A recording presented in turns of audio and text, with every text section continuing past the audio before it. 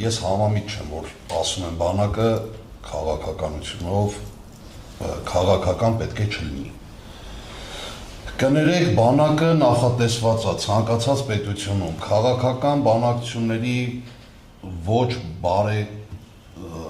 բարիդրացական ավարտին բանակը ուժով հաստատում է այդ բանակցությունները։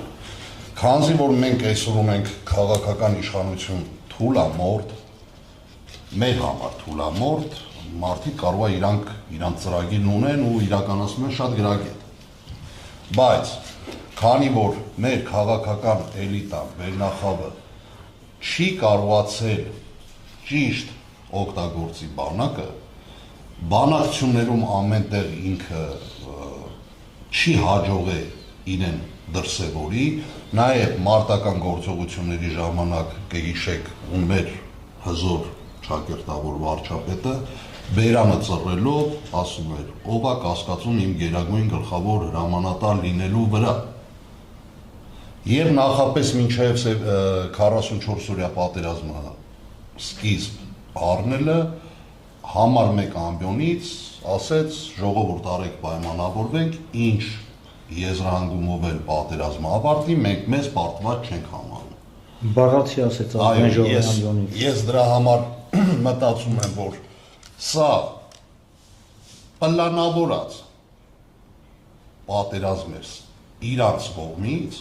եւ իրանք ելքերը բոլոր գիտեին։ Քանզի կներեք, ես մի քիչ առաջ ընկնեմ,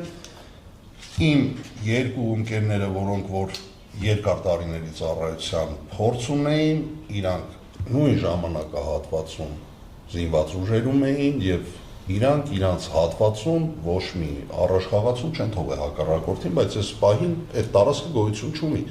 Դա քաղաքականության հետևանք էր։ Մարդիկ իրանց գնով պահել են բավականին շատ տարածքներ, իրանց արյան գնով, իրանց կյանքի գնով, որոնք դարձան, կներեք, sense պետք ասեմ, կես մարդ։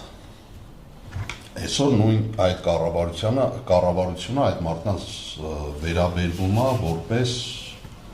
ոնց ասեմ, ինվենտար էլի կներեք, էլի այդ արտահայտությանս համար կներեք,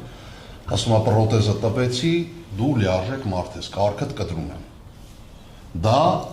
ամբողջ մեր այսօրվա իշխանության վարած քաղաքականությունն է ընդդեմ հայի։